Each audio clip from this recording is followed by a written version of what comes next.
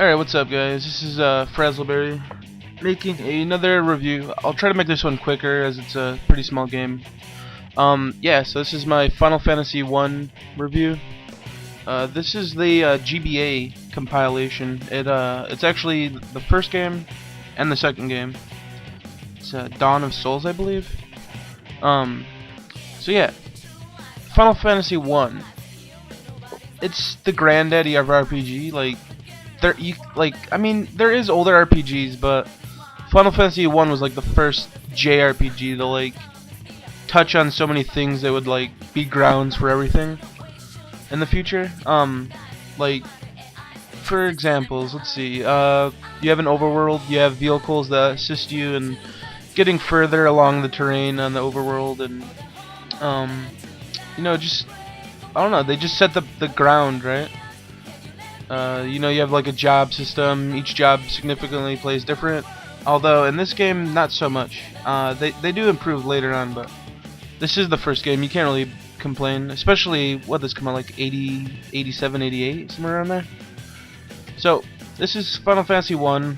I guess I'll start with the story. The story, it's pretty basic. It's just Princess gets captured, 4 warriors show up. You have to go rescue her. You rescue her from this knight that went rogue from their city or whatever. He basically says he'll come back and beat you guys. You're whatever. So you save her. Basically, monsters start taking over the world and shit. So it's up to you to go find the 4 crystals and set the world right. At the end of the game, though, there is they kind of add some complexity, I guess. But I mean, by complexity, it's just kind of confusing. It's just they introduce a time travel plot, and I don't know. It's kind of weird that they throw that in the very last talking scene. So story, it was okay. It's not why you're gonna be playing this game. Gameplay wise, it's very basic. There's no active time battle yet, so it's turn-based like Pokemon. But ultimately what battle plays is it all depends on your stats. If you're playing a fighter, basically fighters are always gonna have stronger strength and more HP than, or not more HP, but yeah, they usually do have more HP than your other guys. But mainly they're there to take damage, so you'll want them in slot 1. That way, I guess in all Final Fantasy games you have rows front and back.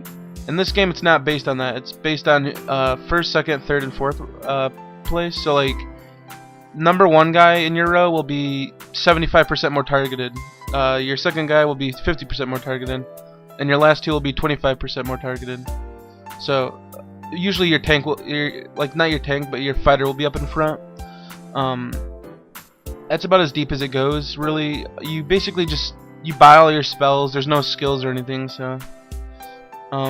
You're really just leveling up, which is pretty cool because you get a good amount of gil, you get a good amount of experience, and this is one of those fun games to grind. I cannot stand grinding in Pokemon. It's just it's boring to me, But Final Fantasy, for some reason, they do it really good. I mean, it could be the massive amounts of gil you accumulate. By the end of the game, I already hit the money cap. I couldn't get any more money, but I was level 50 by the time I beat the game. It was 16 hours long. That's a perfect length for what it is. I mean, I played it occasionally. I wasn't beating it in one session or anything. Although I probably could. There's a lot of really good strategy guides online, which brings me to something that I kind of hate. This entire game is a scavenger hunt, and if you don't have a guide, you're gonna have a hell of a time finding everything. So I really do recommend playing this game near something you can reference every once in a while. If you don't have a guide, just Google. Otherwise, you're gonna have to go to your mini map or not even your mini map, your actual map, and look for every city on the map, and that's kind of annoying. But it's a scavenger hunt in the sense that you need the boat to get over to this continent to get the Levy Stone. Then you need to get the canoe to go up the river to get the bell.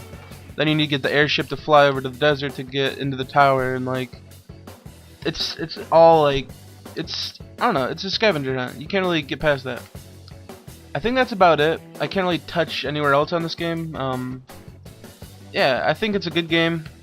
You should definitely buy it. I mean, if you're an RPG enthusiast, you might have already bought it, but this is a great version of the game to buy. That is if you don't own it already.